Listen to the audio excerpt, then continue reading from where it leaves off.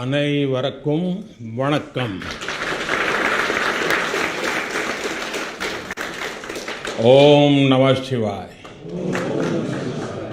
शिवाय नमः. हर हर महादेव. सबसे पहले विभिन्न आदिनम से जुड़े आप सभी पूज्य संतों का मैं शीश झुकाकर अभिनंदन करता हूं. आज मेरे निवास स्थान पर आपके चरण पड़े हैं. ये मेरे लिए बहुत सौभाग्य की बात है. ये भगवान शिव की कृपा है जिसकी वजह से मुझे एक साथ आप सभी शिव भक्तों के दर्शन करने का मौका मिला है.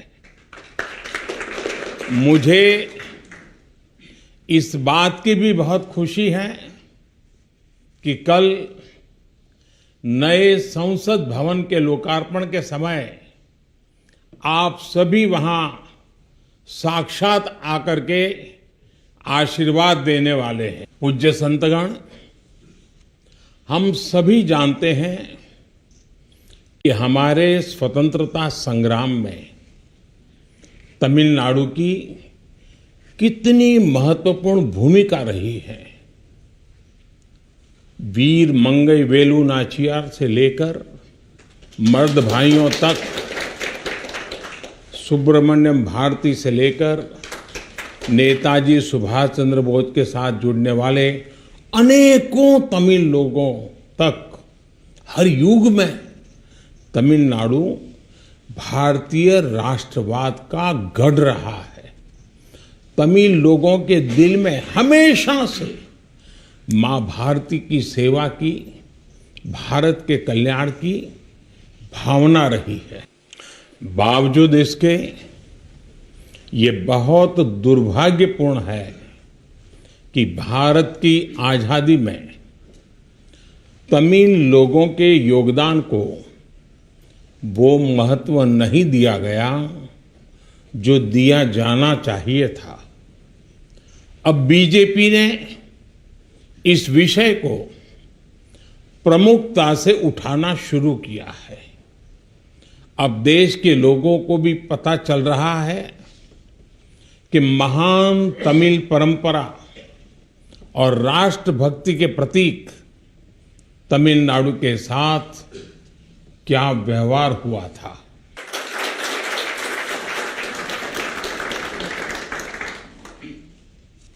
जब आजादी का समय आया तब सत्ता के हस्तांतरण के प्रतीक को लेकर प्रश्न उठा था. इसके लिए हमारे देश में अलग अलग परंपराएं रही हैं, अलग अलग रीति रिवाज भी रहे हैं. लेकिन उस समय राजाजी और आदीनम के मार्गदर्शन में हमें अपनी प्राचीन तमिल संस्कृति से एक पुण्य मार्ग मिला था.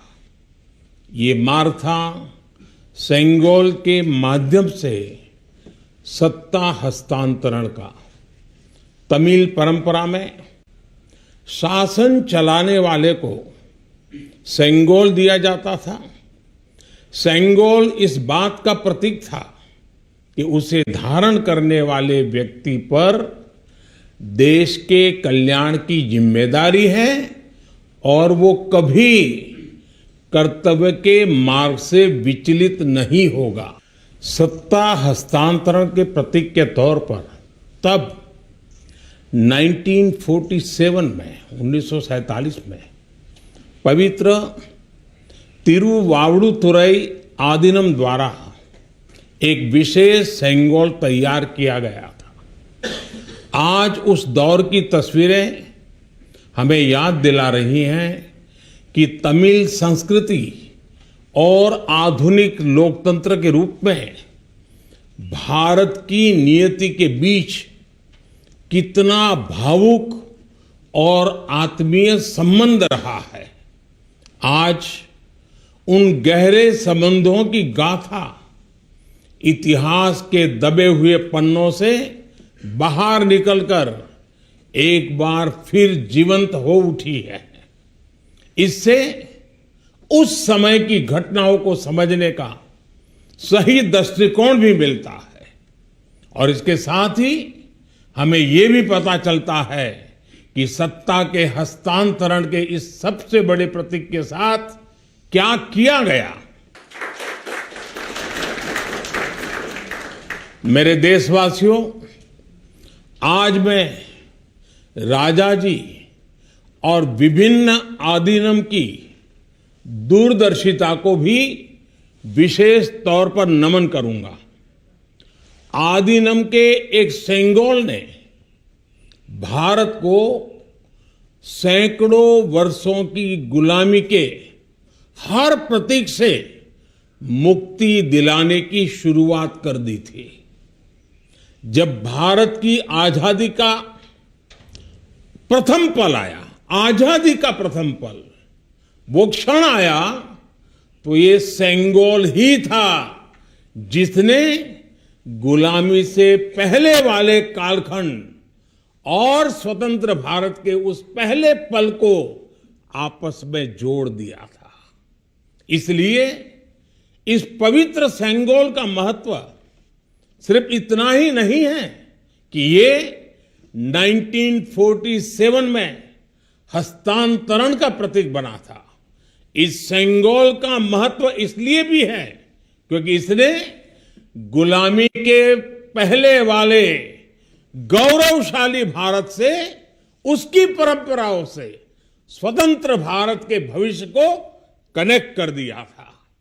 अच्छा होता कि आजादी के बाद इस पूज्य सेंगोल को पर्याप्त मान सम्मान दिया जाता, इसे गौरवमय स्थान दिया जाता। लेकिन ये सेंगोल प्रयागराज में, आनंद भवन में वॉकिंग स्टिक यानी पैदल चलने पर सहारा देने वाली छड़ी कहकर प्रदर्शनी के लिए रख दिया गया था। आपका ये सेवक और हमारी सरकार अब उस सेंगोल को आनंद भवन से निकाल कर लाई है। आज आजादी के उस प्रथम पल को नए संसद भवन में सेंगोल की स्थापना के समय हमें फिर से पुनर्जीवित करने का मौका मिला है।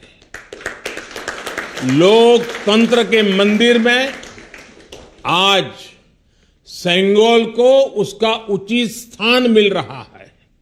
मुझे खुशी है कि अब भारत की महान परंपरा के प्रतीक उसी सेंगोल को नए संसद भवन में स्थापित किया जाएगा।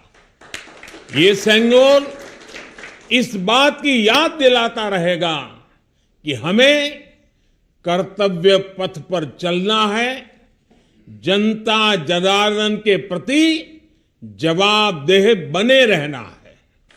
पूज्य संतगण, आदीनम की महान प्रेरक परंपरा साक्षात सात्विक ऊर्जा का प्रतीक है। आप सभी संत शैव परंपरा के अनुयायी हैं।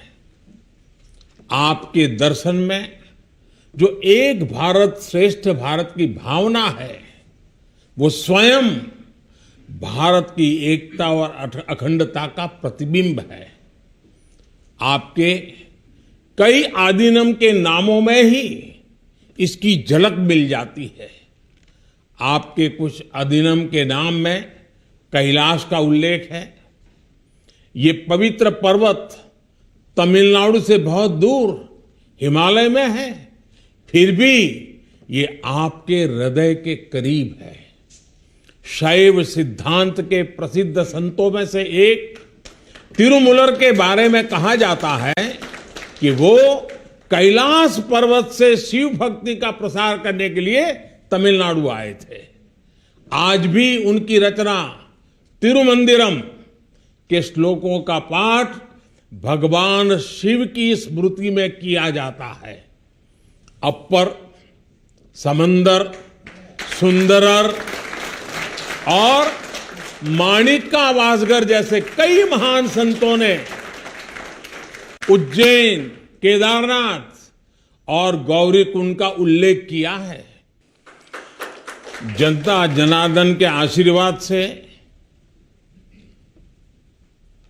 आज मैं महादेव की नगरी काशी का सांसद हूं, तो आपको काशी की भी बात बताऊंगा। धर्मपुरम आदीनम के स्वामी कुमार गुरुपरा तमिलनाडु से काशी गए थे। उन्होंने बनारस के केदार घाट पर केदारेश्वर मंदिर की स्थापना की थी। तमिलनाडु के तिरुपन्नदारु में काशी मठ का नाम भी काशी पर रखा गया। इस मठ के बारे में एक दिलचस्प जानकारी भी मुझे पता चली है। कहा जाता है कि तिरुपन्नदारु का काशी मठ तीर्थ यात्रियों को बैंकिंग सेवाएं उपलब्ध कराता था। कोई तीर्थ यात्री तमिलनाडु के काशी मठ में पैसे जमा करने के बाद काशी में प्रमाण पत्र दिखाकर वो पैसे निकाल सकता था। इस तरह शैव सिद्धांत के अनुयायियों ने सिर्फ शिव भक्ति का प्रसार ही नहीं किया, बल्कि हमें एक दूसरे के करीब लाने का कार्य भी किया। पूज्य संतगण, सैकड़ों वर्षों की गुलामी के बाद भी तमिलनाडु की संस्कृति आज भी जीवंत और समृद्ध है, तो इसमें आदीनम जैसी महान और दिव्य परंपरा की भी बड़ी भूमिका है। इस परंपरा को जीवित रखने का दायित्व संत जनों ने तो निभाया ही है, साथ ही इसका श्रेय पीड़ित, शोषित, वंचित सभी को जाता है कि उन्होंने इसकी रक्षा की, उसे आगे बढ़ाया। राष्ट्र के लिए योगदान के मामले में आपकी सभी संस्थाओं का इतिहास बहुत गौरवशाली रहा है। अब उस अतीत को आगे बढ़ाने, उससे प्रेरित होने और आने वाली पीढ़ियों के लिए काम करने का समय है। पूज्य संतगण, देश ने अगले 25 वर्षों के लिए कुछ लक्ष्य तय किए हैं। हमारा लक्ष्य है कि आजादी के 100 साल पूरे होने तक एक मजबूत, आत्मनिर्भर और समावेशी विकसित भारत का निर्माण हो। 1947 में 1947 में आपकी महत्वपूर्ण भूमिका से कोटि कोटि देशवासी पुनः परिचित हुए हैं। आज जब देश 2047 के बड़े लक्ष्यों को लेकर आगे बढ़ रहा है, तब आपकी भूमिका और महत्वपूर्ण हो गई है। आपकी संस्थाओं ने हमेशा सेवा के मूल्यों को साकार किया है। आपने लोगों को एक दूसरे से जोड़ने का, उनमें समानता का भाव पैदा करने का बड़ा उदाहरण पेश किया है। भारत जितना एकजुट होगा उतना ही मजबूत होगा। इसलिए हमारी प्रगति के रास्ते में रुकावटें पैदा करने वाले तरह तरह की चुनौतियां खड़ी करेंगे। जिन्हें भारत की उन्नति खटकती है, वो सबसे पहले हमारी एकता को ही तोड़ने की कोशिश करेंगे। लेकिन मुझे विश्वास है कि देश को आपकी संस्थाओं से आध्यात्मिकता और सामाजिकता की जो शक्ति मिल रही है, उससे हम हर चुनौती का सामना कर लेंगे। मैं फिर एक बार आप मेरे यहां पधारे, आप सबने आशीर्वाद दिए, ये मेरा सौभाग्य है। मैं फिर एक बार आप सबका हृदय से आभार व्यक्त करता हूं, आप सबको प्रणाम करता हूं। नए संसद भवन के लोकार्पण के अवसर पर आप सब यहां आए और हमें आशीर्वाद दिया, इससे बड़ा सौभाग्य कोई हो नहीं सकता है। और इसलिए मैं जितना धन्यवाद करूं उतना कम है। फिर एक बार आप सबको प्रणाम करता हूं। ओम नमः शिवाय। वणक्कम।